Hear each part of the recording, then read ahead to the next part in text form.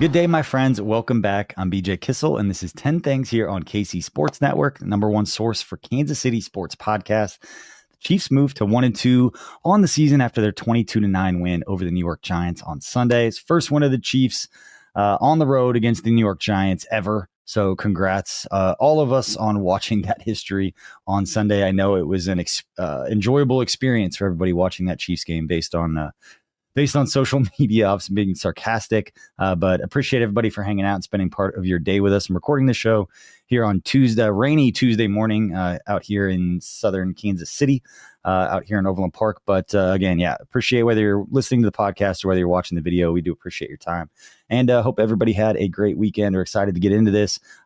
Really excited. We've talked about the show before. It's kind of in between recapping what we saw in the last game and kind of looking forward here on Tuesday. It's kind of always that transition time. So I'm not going to get too far into the takes because you've heard a lot of opinions already coming out of that game. But today's 10 things will be just the 10 things that I'm thinking about right now. But before we get into that, and before we really get into the Chiefs Ravens just kind of like hanging out there, and one of those teams is going to go 1-3. I'm going to talk about it here pretty quick, but because I think that's a huge storyline, at least for the AFC going into this game. Not that it's make or break for either team, but you don't want to be the team to go into that 1-3 hole, and you have the ability to kind of put yourself in a stronger position going forward. If you're the Chiefs, you have a chance to bury the Ravens at 1-3 and make them dig out of that hole, and vice versa for the Ravens. You know, both teams obviously have the talent to do it if they stay healthy, but we'll get into that. But hope everybody had a great weekend. More so than the game against the Eagles. I had a chance to sit and watch this whole one because it was the Sunday Night Football. I had crazy busy weekend though. My wife and I actually went on Friday night to Nate Bargatze. He was in town, and hilariously funny on Friday night. Had a great time going to see him, and some of the openers, they were great. And then son had baseball tournament, daughter had a soccer game and a softball game and a volleyball game, and my son had flag football, and we went out and had a dinner with friends on Saturday night, watched much college football. Like crazy fun weekend, very busy, but just one of those weekends for anybody that's got young kids that are involved in much activities. It was nice because not everything kind of overlapped on top of each other. They just evenly spaced out. So we were driving all over creation all weekend from one thing to another, but it worked out to where we didn't miss anything. We got to do everything, and everybody was at everything. I'm not sure the kids love always going to their siblings' games, but good weekend otherwise. Hope everybody else had a good weekend as well. I had the in-laws in town as well, so that's always nice. Have wife's folks in town, but let's get into the 10 things that I'm thinking about right now. And I want to start with just the fact that, and I know this is Chris Collinsworth said this on the broadcast against the Giants. So I thought it was a great way of putting it. It's a simple way to put it, but it's how I feel. And anybody who's listened to me over the years, especially this year and last year, with where the Chiefs are at. A lot of Chiefs fans are, I shouldn't say a lot of Chiefs fans, some very loud, kind of the outlier Chiefs fans that are very vocal about what they're upset about. We in the media and people that get paid to have opinions, end up reacting to a lot of the hottest takes, I guess. And then now there's entire ecosystems of Chiefs content that then just dunk on bad takes. And that's the entire brand. And you realize you're not talking to the majority of Chiefs fans. You're just kind of escalating and highlighting the worst takes and dunking on them, which isn't necessarily great content, but we all kind of fall into that. We try not to do a ton here at KCSN, but I think the biggest point to make is that, you know, the Chiefs haven't been dominating anybody during this stretch, during this, dynasty stretch. Again, 8 games and 8 seasons that they've lost by more than a possession. And when they're winning, they're not blowing people out. They're winning games by basically, it was like just over 7 points. So still within a possession. So their ability to win close games has been the difference. And so this idea that we're going through this dynasty stretch and people are just so miserable and watching, and I really hope in 20 years when these folks look back at how they felt during this stretch and they lie to themselves and make it sound like it was awesome and it was the greatest time. I'm like, why are you miserable the whole time complaining about everything? But again, that's just people don't like that take from me. I think I'm going to be all rosy about everything, but there's got to be some perspective here, right? It's not always the most entertaining radio or podcast. That's why I'm not great at this necessarily, but I will share my perspective. And I think the big thing is that this Chiefs team right now is not the team that we're talking about getting back to the Super Bowl and having a better performance against an Eagles team that we just had a great performance against. Obviously didn't win, but it was close. We saw the defense come out and play well. I'll get to the Giants game, but this isn't the team. You need Rashee Rice. You need a healthy Xavier Worthy out on the field. You need Spags to learn what he has with this defense. You need Jaden Hicks and Shamari Connor and these young DBs to get experience. We talk about them having to step in for Justin Reed and make those plays. We saw him make plays against Russell Wilson deep down the field. That phenomenal performance of Spags. And we'll talk more about him, but again, this is not a finished product. You don't want the Chiefs to be a finished product right now. And it's just win the game, learn something about yourself, try and stay healthy and move forward. And the one thing that we learned in this game, for me, Taekwon Thornton. This will be the Taekwon Thornton game. 5 catches, 71 yards, touchdowns. This was the best game of his career. This was that coming out party. So at the end of the season, when you think back to the Giants game, in a lot of ways, probably going to be pretty forgettable. As are a lot of just regular season wins at this point. But there's always going to be one or two things that you can remind me, like, hey, this was that game that Taekwon Thornton made those plays. They need somebody to step up and make plays with the absence of your top 2 weapons. And he did that. Again, look at any team in the AFC or any team in the NFL. Not the Browns beating the Packers. It just, what's going on in the end? It's any given Sunday. And such a weird deal, but win the game, advance, and know that just because you're eking out wins and it's not as pretty as you want it to be, it doesn't need to be right now. This is not a finished product. And that's what Chris Collinsworth kept saying, is that this is not a finished product. This is not the team the Chiefs are going to be trying to take to the playoffs. So not to continue to harp on it, but shout out Taekwon Thornton. I know he put, basically shout out on all the people who doubted him on social. And you love when guys get the opportunity to come out and know that they put all this time and effort. And he was drafted in 2022, spent 3 years with the Patriots. I think his best season he's had in his career, talking about Taekwon Thornton up to this point, was 247 yards receiving and 2 touchdowns. His rookie year back in 2022, he had 22 receptions on the season. And now through 3 games, he's already got 171 yards and matched his career high with 2 touchdowns. So, and already had his career long. That 49-yard reception he had was the longest reception of his career. So you guys need to step up in the absence of, your top playmakers. And when those guys come back, when Rashee Rice is on the field, and whenever they get Xavier Worthy healthy back out on the field, it's only going to be a good thing as to what Taekwon Thornton can do. The lab guys believe he's the X, and then he can stay on the field and be out there with Rashee, and he's kind of that number 3 spot. We'll see how it all plays out, but developing guys and getting enough production at this point in the season to pick up a win, you love to see it, and you love to see guys that kind of take that momentum like Taekwon Thornton has had throughout the preseason and training camp and all of that, and kind of have it translate to the regular season. Doesn't always happen. And Taekwon was more talented than some of the guys that we had propped up. We as a fan base had propped up during camp, or it's nice to see it actually transition at some level to the regular season. That's my first thing I'm thinking about. Second thing I'm thinking about, and won't spend a ton of time on this because we don't need to, but we should, because it is still one of those things that we need to remind ourselves we're watching greatness in real time. But Patrick Mahomes' play, and whatever the route that Isaiah Pacheco did on like the lateral pass where Mahomes went up and made basically the tackle, forced fumble, whatever you want to call it. I don't know if it's considered a forced fumble because he didn't have possession. Otherwise, they would have gotten a first down there. Whatever you want to call that play is just your quarterback being an absolute dog. Great to watch him do it, but second he does that and gets hurt, we're all going to be pissed saying you can't do that. But in that moment, it was the play of the game. That's the other play. Taekwon Thornton's performance and that play from Patrick Mahomes are probably going to be the 2 things that I remember most from this game. But that's being a football player and love to see it, and talk about it after the game. He knew it was a big play. I think in the moment, you knew it was a big play and he didn't make a big deal of it because he's so locked in the moment. But yeah, that's not the play that you want to see, but it's just going to be another one of those plays that ends up on his highlight reel at the end of the season, end of the game, or just another reminder when people say what they want about him, that he does the little things to give him a chance to win. Missed some throws, uncharacteristic, some of the drifting with him and Kelsey on some of the really bad ones that were kind of head scratching. You could see Mahomes didn't want Kelsey to drift on a couple of them where he missed a spot, but missed some throws, but made enough plays like what we've seen from him over the past few years. All right. Now we're going to move on to Jawaan Taylor, because this is everybody's favorite topic right now, and something that I probably, after calming down after the game and having a chance to take in more information, and I've seen people put it out. So shout out to people that found the information on Jawaan Taylor, because I do think it's important to note, despite the fact that the penalties, the offsides, the holding, this one he got trucked on a play that was highlighted quite a bit.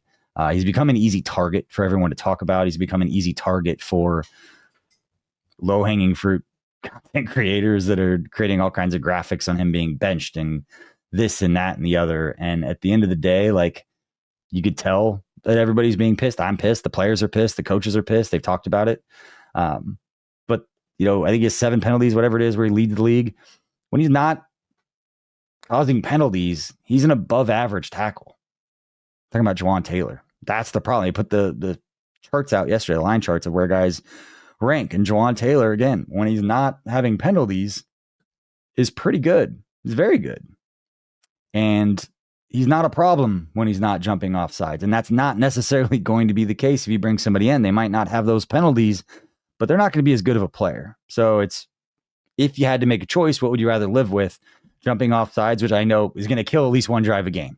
Let's just make that assumption, not a good one, because we're assuming a negative. We want to get past it, but assume that there's always going to be one Jawaan Taylor penalty per game that's going to kill a drive.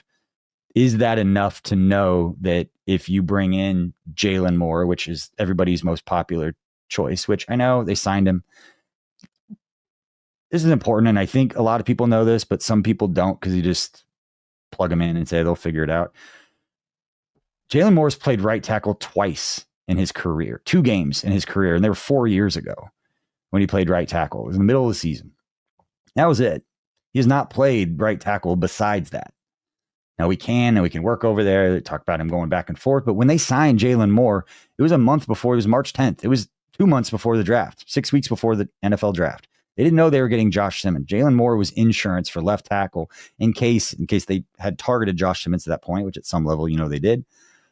Not knowing if he would be available, they actually fall to him the way that they did. So happy that they got him, but then Jalen Moore became insurance. It wasn't necessarily saying this guy can play right tackle if we need, because I still, it's a big level, believe they do believe in Jawaan Taylor, because it's the dumb stuff and the jumping off sides, lining up incorrectly, very fixable things. I know he hasn't fixed them yet, and everybody's pulling their hair out, but compared to just can't block as well, or going to get trucked more, Jalen Moore or whoever else they could put over there. Again, it's the grass isn't always greener, and the coaches would know better than we would.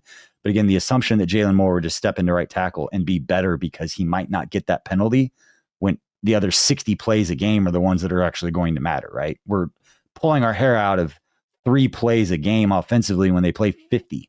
Well, if the other 47 are pretty good, those are what those coaches are going to watch the other 47 plays a lot closer than we are, where we get 7 replays of him jumping off sides and fancy graphics showing he's lining up off sides. Again, annoying as hell, but at the same time, the coaches aren't focused on the broadcast version the way that fans are, where we remember those plays.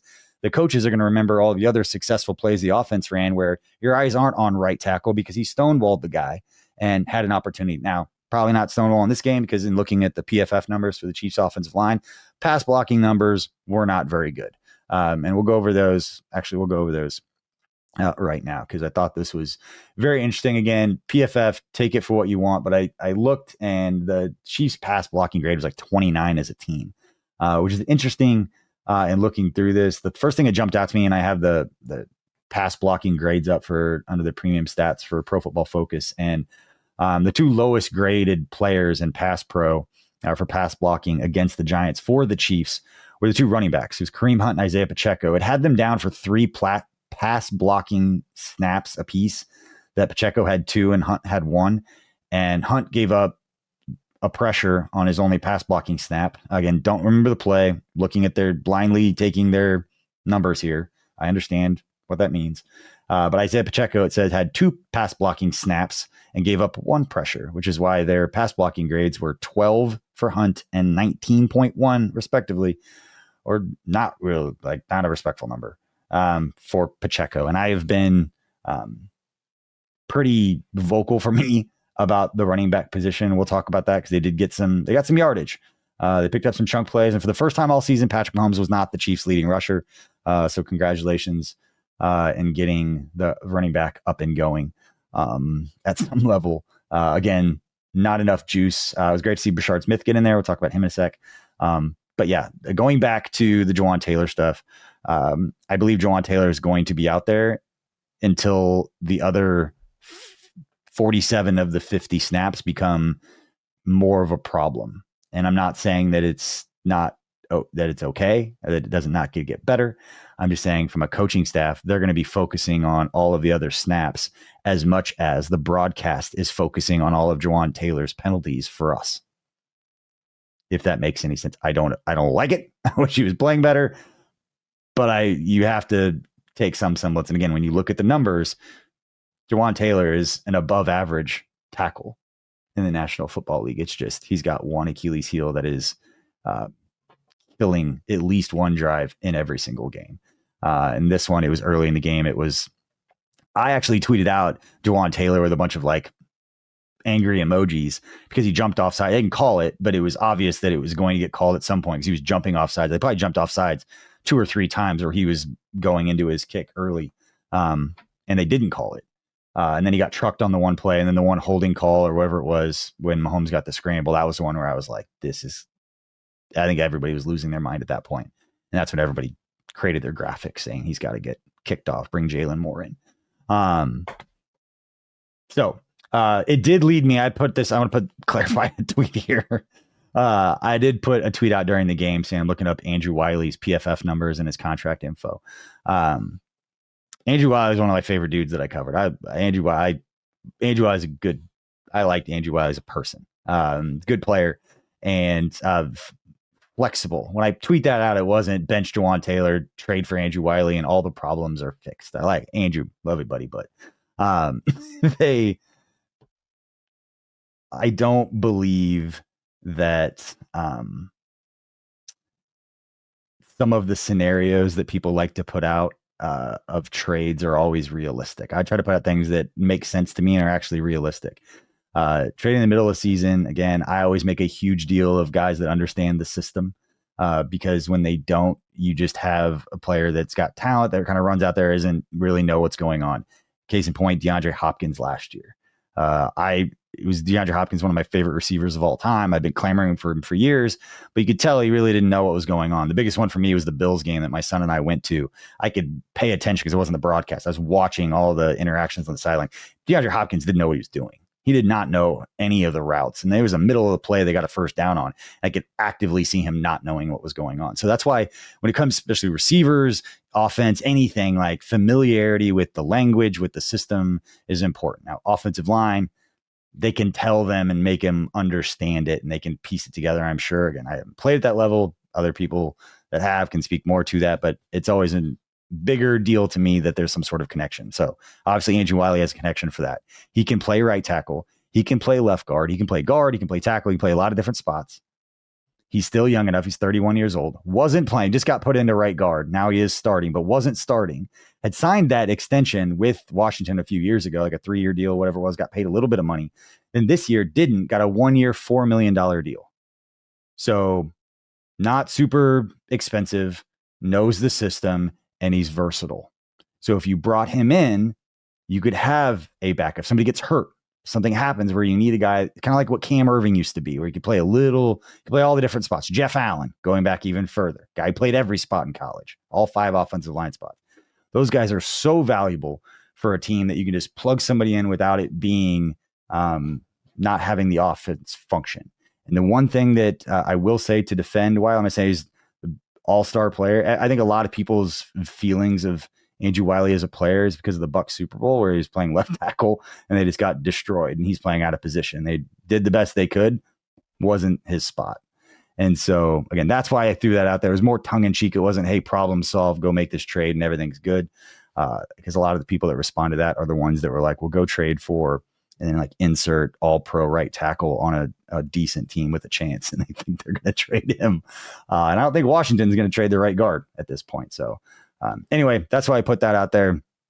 That was where I'm coming from with that, but would be happy if he got in there, and would be really happy if Jawan Taylor would just stop making penalties. Kingsley develops, and I think Josh Simmons will be okay. But yeah, we'll do one more quick one because I'm not going to spend a lot of time on this segment, and then we'll go to break. But the last one for this, and I remember doing, this is my fourth thing I'm thinking about right now, and I was thinking about this during a game because I know a lot of people lose it when they see these things, and is the blow up between Travis Kelce and Andy Reid on the sideline. I've shared this before. It was a long time ago now, and I'm share all these stories.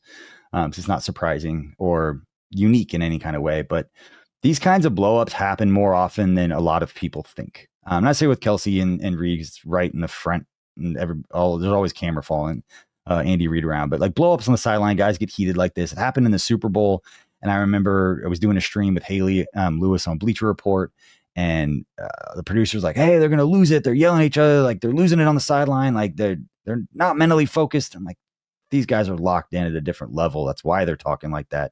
It's why they can get past it so quickly. It is the biggest nothing burger in the history of sports. And I'm not saying I don't talk like that. Guys getting heated on the sideline and talking like that, especially them. Maybe if it was like Todd Haley and Matt Castle. Matt Castle's sharing some stories now. He shared some way back when he was working with us that are funny, but this is not that. This is two guys that are competitive, and the blow up on the sideline, I'm guessing, has something to do with either Andy Reid saying, "Get forward" on the slip screen that we ran you, or it's Kelce saying, "Why in the hell are you running that play with me right now?" That play was not going anywhere. If you remember the game, those little bubble screens out to Kelce, and like, he just doesn't have the juice, didn't have the blocker in front of him. Like, now Andy Reid, smarter than all of us, everybody on Twitter combined when it comes to football. That one I didn't get. And then when they were yelling at each other on the sideline, I kind of almost laughed internally. I was like, yeah, probably saying like, what the hell was that play call? I'm not going anywhere. Normally when they yell, it's because, and I had seen it back in the first Super Bowl season, when I'd see him get into it, it would be Kelce would take himself out of a play because he was tired, and Reid had set up a play for him and kind of got the perfect situation and needed Kelce on the field, but Kelce was taking a break, and he was like, "Why aren't you out there?" And Kelce like, "You just ran me on like 4 go routes in a row. I need a break." And like that kind of back and forth. Those are the types of things that I would hear them yelling about. And it looks like they're screaming and they're like angry at each other, but they're just communicating through passion. If you hear what they're saying, it's constructive, like it's communicative conversation. It doesn't make any sense. I apologize for wasting your time with that line, but I hope you get the point of what I'm saying. Like, it's constructive communication of what they're talking about. It's not just like negative talk to each other, I guess, if that makes sense. So again, biggest nothing burger in the history of broadcast. Every time it happens, I laugh and get annoyed because people think that is actually going to have any kind of long-term effect. It does not. I couldn't be more passionately or more forthcoming about something that I strongly believe. So I strongly believe that we're going to have a great rest of the show. On the back end of this, we're going to talk about the running game, talk about a low-key player that hadn't gotten any love, and I'm going to show him a little love. I'll talk Spags and talk about the defense and a little bit about facing the Ravens, going 1-3, and then finish it up with a little KCSN business. We'll be right back after this. Calling all Chiefs fans, you could be on the field at the 50 inside GEHA Field for the official coin toss at a Chiefs home game this season. Visit Chiefs.com/GEHA now. Enter to win a chance to be on the field for a once-in-a-lifetime view of the pre-game coin toss. Plus, you can score other exclusive prizes. Enter for a chance to win at Chiefs.com/GEHA. GEHA is the proud partner of the Kansas City Chiefs. What's up, everybody? Benny Heiss with KCSN, betting analyst for Kansas City Sports Network. And Missouri, get ready. The wait is almost over because DraftKings Sportsbook, America's top-rated sportsbook app, is coming soon to the Show Me State. And guess what? You can get started today because new Missouri customers can get $300 in bonus bets once DraftKings Sportsbook launches on December 1st. You can download it now, place a $5 bet once they are live. Guys, DK Sportsbook brings everything you need to really elevate your game day. You got live in-game betting, super fast payouts, endless ways to get in on the action, all right from your phone. And when they are live in Missouri, you're going to be betting with the Sportsbook app trusted by millions. It is safe, secure, fast money withdrawals. That's the place you want to play. So here's what you do. You download the DraftKings Sportsbook app now. Use the code KCSN to grab $300 in bonus bets with just a $5 bet when DraftKings Sportsbook goes live on December 1st. That is code KCSN in partnership with DraftKings Sportsbook. Remember, if you have a gambling problem, call 1-800-GAMBLER. You must be 21 plus, physically present in Missouri. Eligibility restrictions apply. Bonus bets expire 7 days after they're issued. Excludes customers who redeem pre-launch sign-up offer. Terms are available at sportsbook.draftkings.com/promos. What's up, guys? I'm BJ Kissel, founder and CEO of KC Sports Network, and I'm here to talk to Kansas City businesses. If you rely on technology, you need an IT support team that's not just another vendor, but a true IT partner. That's how I want to introduce you to my friend and neighbor, KJ Miller. He is a VCIO at ThrottleNet, the Midwest's highest rated and most reviewed IT support company. They've been in business for more than 25 years, helping companies stay secure, productive, and ahead of the curve. They aren't just IT support, but they provide data security, IT strategy, and cloud software services. They do it all, and their reviews show they do it better than anyone else. So if you want to hear about how ThrottleNet can help your local business, join the conversation with myself, KJ Miller from ThrottleNet, and our resident genius from KC Sports Network when it comes to IT, at least as he's affectionately known by us, Mr. Craig Stout. Click the link in the description to hear how ThrottleNet can help you. Welcome back to 10 Things here on KC Sports Network. I'm BJ Kissel. We appreciate you, whether you're watching on YouTube or listening to the audio podcast. We appreciate you for spending part of your either Tuesday or Wednesday, I guess is when you most likely would be watching this. I'm recording this Tuesday morning, but appreciate you all for hanging out. Let's talk a little bit about the Chiefs running game. It was good to see Brashard Smith. I've been talking about him. A lot of people have all season to see when he's going to get just a bigger package or when some of the plays that he does have set going into different games when they're going to get called. And it was good to see him get some run, get some experience out there. Anytime you have young players, you want to kind of, with a player like Brashard Smith, I like the idea of easing him in, giving him a little bit of packages and just getting him used to the speed of the NFL game before you just kind of throw him out there, especially with the type of player that he is. And it's just kind of that little drop of creativity where you can get a big play. Out of Brashard Smith is where I'm coming from this. And you don't want to show too much and you want to kind of hold back that little skill set, that little ace in the hole, whatever you want to call it, kind of like the Jerick McKinnon was, where you have perfect plays for perfect situations to get that mismatch. When you've got a running back that you can move around, line them up in different places and in different ways to get that matchup, you want to be strategic with when and how you use it. At least that's the way that I see the chess game and what Andy Reid is so good at and trying to just pay attention or guess, I guess, at what we see. But it's great to see him get in there. Talked about the running game before. It was good to see that I'll go to the box score because, again, I made a joke earlier. It was nice to have Patrick Mahomes not be the leading rusher. But 10 carries for both Isaiah Pacheco and Kareem Hunt in this game. Pacheco averaged 4.5 yards per carry, had 45 yards on his 10 carries, and Kareem Hunt 10 carries for 34 yards. I think enough people had made points with Mitch Schwartz saying things on social media regarding Isaiah Pacheco's vision. A lot of people have been talking about it. I've talked about it quite a bit.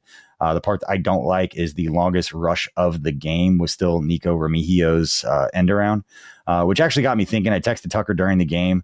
I'm 20% serious because I'm not trying to be disrespectful to anybody. But could Nico Remigio play running back? Could he stay back there and get a little juice? We've seen some players kind of transition to running back. Cordell Patterson being one that kind of transitioned to a bigger running back. With his size, his speed, and the way he runs with his pads when he has the ball in his hands, Coach Reed used to talk about those guys. Kind of like Jalen Royals, I think, is in that kind of mode. Where he kind of runs like a running back. You say about Rashee Rice, kind of runs physical, runs like a running back when he gets the ball. So I just give him a few more carries, see what happens, because he could make what is now a 7-yard run, maybe a 12-yard run. If he's got the vision. I know following blockers, I want to make assumptions that all of a sudden that's easy to do for receivers who've never had experience doing that. But if the knock and the whole thing that we've been visualizing and showing pictures of the lack of vision from our running backs, what difference does it make to put a receiver who might not have great vision Never know till you try. But the longest rush of the game for the Chiefs was from the one carry from Nico Remigio. Again, not super serious, but not super unserious either. What could happen? What I am serious about is that the Chiefs need juice at running back, and we are going to continue to put more pressure on the offense to be perfect and not have negative plays like with what Jawan Taylor. And you're going to have longer third downs, which is going to make your third down percentage, which I know Herbie Tiopi, for those who aren't following, make sure to follow KCSN.com. You get Herbie stuff. He wrote about third down and where the Chiefs ranked 26th in the NFL going into this game against the Giants, which is not very Chiefs-like, not very good, but converted 8 of 15 offensively for the Chiefs in this game, so much better, whereas the Giants only went 1 of 10, which is pretty good. I used to call them the 4 core stats, that if you won these 3 statistical categories out of 4, if you won any 3 of the 4, you won like 90% of your games. And it was back when I was trying to do like analytics. There's a lot smarter ways to do this now, but it was red zone efficiency, where the Chiefs went 2 of 3 and the Giants went 1 of 3. I'm doing this live. I hadn't done this before to see if it still holds up. The Chiefs were better in the red zone, better on third down. And then it was penalties and turnovers. So penalties, turnovers, third down, and red zone. If you're better than your opponent in 3 of those 4 categories, you will win 90% of the games. At least that was the case for the Chiefs between like 2014 and 2019. Something like that. I always was looking that up. But Chiefs came away with 2 takeaways. I think they won every single one of those battles except penalties. Ooh, just eked it out. Chiefs had 8 penalties for 85 yards. The New York Giants had 7 penalties for 82 yards. So, and I think most of the Chiefs' penalty yards came on the one. Patrick Mahomes is going to huck it down in the air, where Chris Collinsworth said he threw it 70 yards, and then he was talking about the Pythagorean theorem or something. And I don't know how far he threw it. He did throw it very far. But that was probably a majority of those chunk yards. But anyway, better in those areas. Chiefs have been good. We'll see what they can get at running back. They trade for a guy. I know Alvin Kamara has been thrown out. Breece Hall's a name I've seen. Travis Etienne's a name that's been thrown out there at different times. Maybe it's Brashard Smith. Maybe it's Elijah Mitchell, who's been inactive for the last few weeks.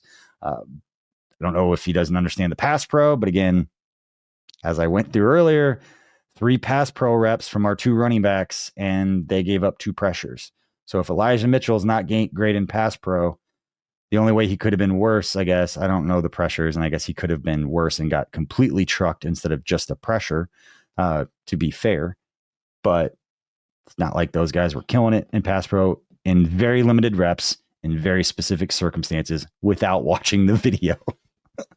Clarify it so much. The point doesn't really make sense. Let's move on to something that does make sense, and that is that the Chiefs have a very good punter. Matt Araiza has low-key been very, very good and very important in keeping the Chiefs in games, flipping field position, all those things. And shout out, while I'm talking about special teams and I'm talking about punter, shout out James Winchester, my favorite dudes ever. I got a signed jersey of his. I might give it away. If he gets another tackle, if he gets a tackle on a punt, and he's the one down, because I think 2 weeks in a row that I've seen Winchester go down and get a tackle on a kick. And if he does it again, I'm going to give away the Winchester jersey. I kept it for myself. Shout out Chiefs Bids, where I bought that.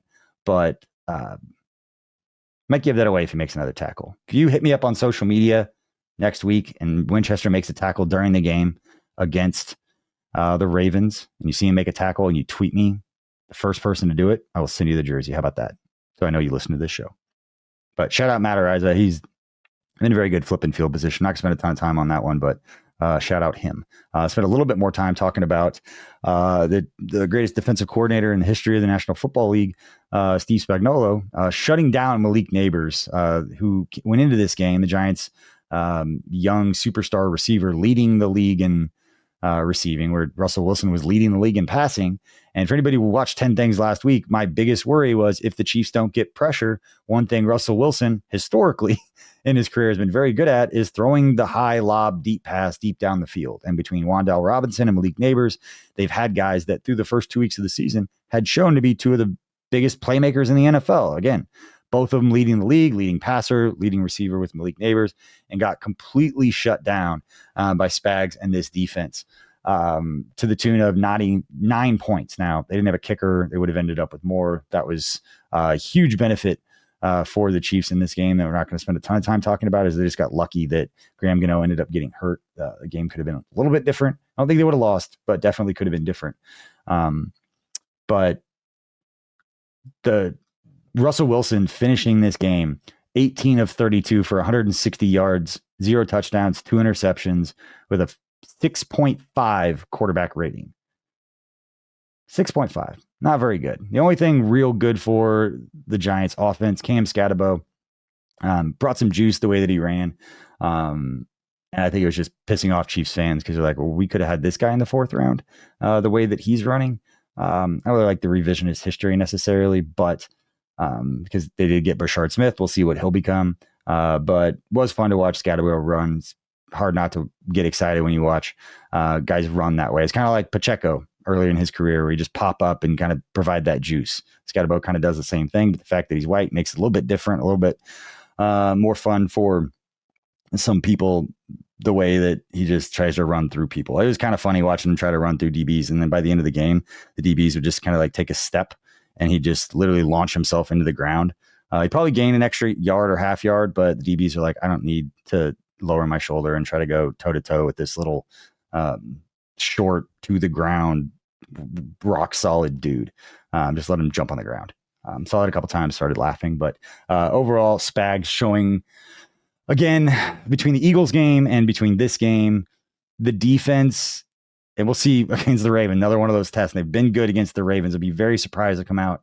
I know there's always that worry that Ravens would come out and light them up. Hasn't happened before. They've always been good in these situations. A big game. And again, you don't want to go 1-3. And I think going into this one, that's the biggest game in the AFC, obviously, for 2 1-2 teams, but either the Chiefs or the Ravens, 2 of the 3 or 4 teams in the AFC that people are going to choose to go to the Super Bowl, and most people would choose to go to the Super Bowl, going to be one of them.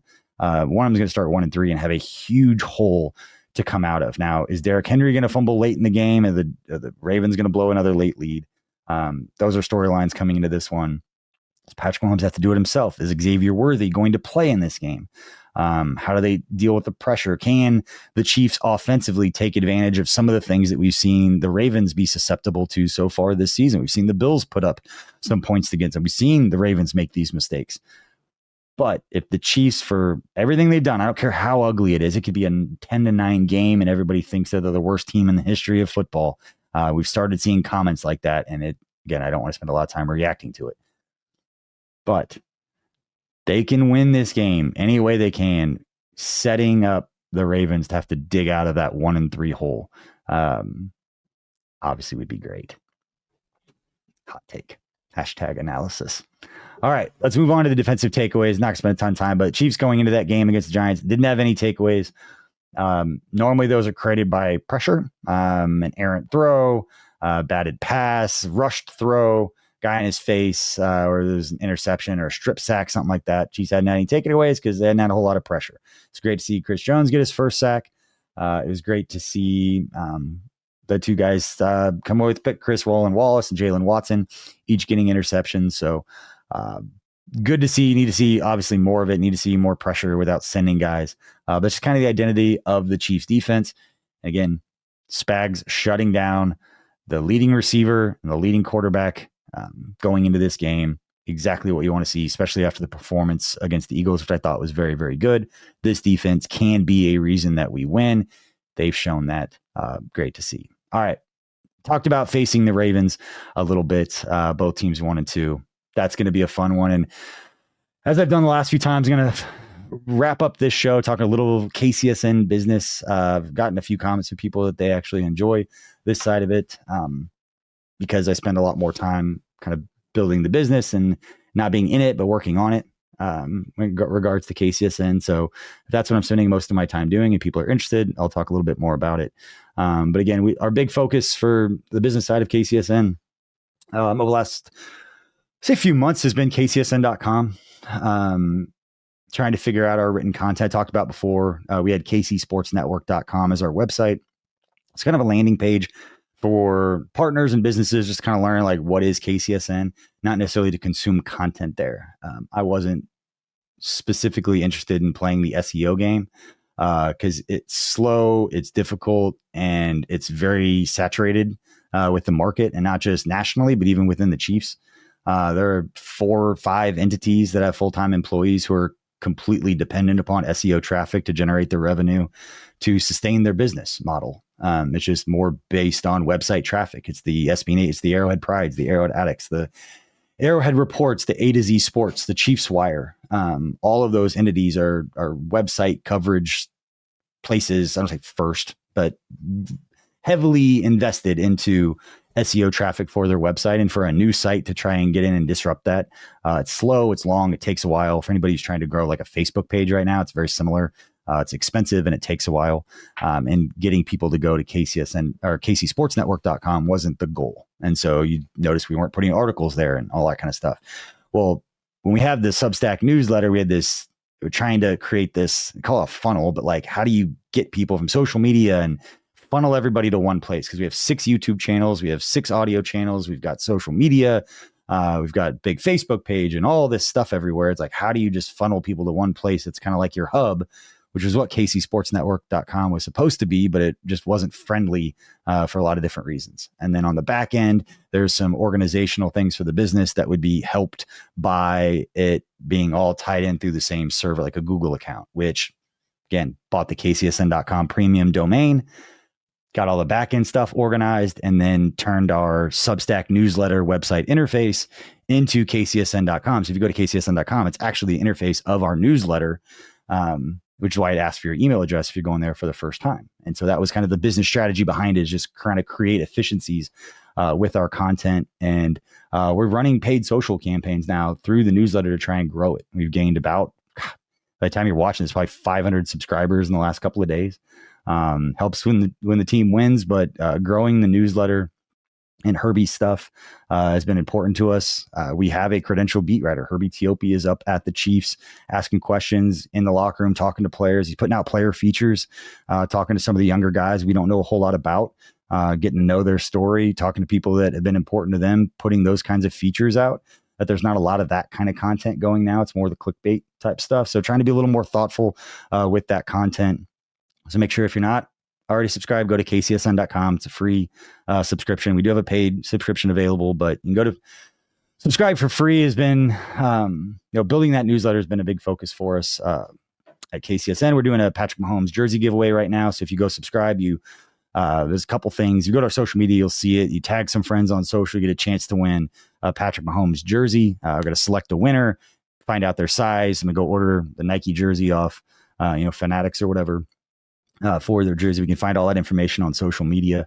Other business things that you'll see with KCSN, with some of the ads, and I've been pretty forthcoming and talking about how protective I am over the user experience and making sure that our audience understands that advertising is how this all works. It's how revenue is created for any media company, are the ads and the partners that we have. And we're very particular now about how we activate and who we activate with and how that all works. But you'll notice some new Emprise Bank commercials that will run on all of our shows across the network. The newest one will be with Integrity Capital Management and TJ. Terrell Jolly is the founder and CEO over there. And the idea there is, Emprise Bank has been a network partner for us since we launched. We would not exist the way that we are right now without their support and their partnership. And they've become good friends. They've become mentors for us in so many different ways, and a beautiful partnership that I couldn't be more proud of how it's developed over the last 4.5 years. We do our book drive, giving books to elementary school kids, and we go read each month with Emprise Bank. But the big thing when you have 30 to 60 seconds to get people's attention on podcasts and do some advertising, how do you promote a bank? How do you make it fun and exciting and get people all kind of fired up about it? And the idea was not try to throw out the best numbers or sell it, because you hear those kinds of ads all the time. I talked to them and we decided, let's just tell the story of a handful of businesses that you guys have worked with, that you've helped in Kansas City, and make that the ad. Don't try to talk at people, talk to them and say, hey, if you need a banking partner, look what they did with TJ. Look what they did with the Learning Tree. Look what they did with the Brain Group. Look what they did with us. Look what they did with the ones that we have coming up. And so you'll hear those commercials on KCSN, and that's kind of the spirit of why. It's more talk to the local business owner who is benefited by working with Emprise Bank. And that way, if you've qualified the audience and the people listening need a banking partner, it will probably resonate better if they hear a business owner that speaks the language of what that is like and what that process is like to go and get help. And so that's why we're doing commercials like we are. That's the intentionality behind it, and they're happy with it. The feedback has been great. They're able to use, we're able to mix in those commercials everywhere, and you get to learn more about local Kansas City businesses, and we get to promote other businesses across KCSN and strengthen the relationship that small business has with Emprise Bank. We're Learning Trees getting all kinds of promotion. If you need a kid's learning book or any kind of kid's toy or anything, and you're in the Kansas City area, go to Prairie Village, go to the Learning Tree. The store is awesome. I bought stuff for my kids there that I knew nothing about that store before I went. And hopefully that's the case with any of these other businesses that we're promoting through Emprise. Another thing that we're doing is we've got a partnership with a trade out partnership with KCTV5 again, where I go and work with Marlia Campbell, which is awesome. We've been working with Marlia since she was at WIBW in Topeka, and now she got promoted. She's a sports director at KCTV5. But if you go to KCTV5 Plus, you go to their streaming service throughout the day, whether it's the Kansas City market or even go to Topeka or Wichita, you go to their streaming platforms, you'll see KCSN content streaming on those platforms as they're kind of licensing out, taking some of our content and putting it out on their channels as we get to spread more of our great shows to more people in more places and distribute it in a lot of different ways, which has been a lot of fun. And then finally, last thing that I'm going to mention, we got coming up tomorrow. So I guess Wednesday, September 24th, Tucker Franklin and I will be at the Kingdom Bar and Grill in Overland Park. It's right near 127th and Antioch for anybody who's familiar with the area. It's in a little strip mall there. We will be streaming Tucker's stream. It's called KCSN Live from noon to 1 p.m. And we'll be joined by KJ Miller. He's a VCIO at ThrottleNet, one of our newest partners, cybersecurity partner. He lives in my neighborhood. I know KJ. He's going to hang out. We're going to talk sports, but we'll be at the Kingdom Bar and Grill. I know it's very difficult. I don't set up a lot of things like this because I know people are busy. You've got stuff going on. But if you are in the area and you live near the Kingdom Bar, you work near the Kingdom Bar, and you want to come and hang out, there's not going to be a ton of people. I'm not going to lie and be like, it's going to be this huge party. But if you want to come hang out with us a little bit, I'll buy your lunch. So if you're listening to this, you're in the area, you come by at noon, come find me. I'll be there setting up with Tuck and KJ. You come find me. I'll buy your lunch. You want to come hang out with us, talk a little sports after we're done recording.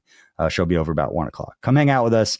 And if you can't be there, you can watch it on the KCSN YouTube channel. Make sure you subscribe there, where we are live every day of the week from 12 to 1. Josh Briscoe's got Mondays and Fridays with his show called Everything Else. And then Tucker's got Tuesday, Wednesday, Thursdays. Again, 12 to 1 on the KCSN YouTube channel. It's kind of the updates that we got with the business side of things right now. Some other exciting things going on that I can share more about later.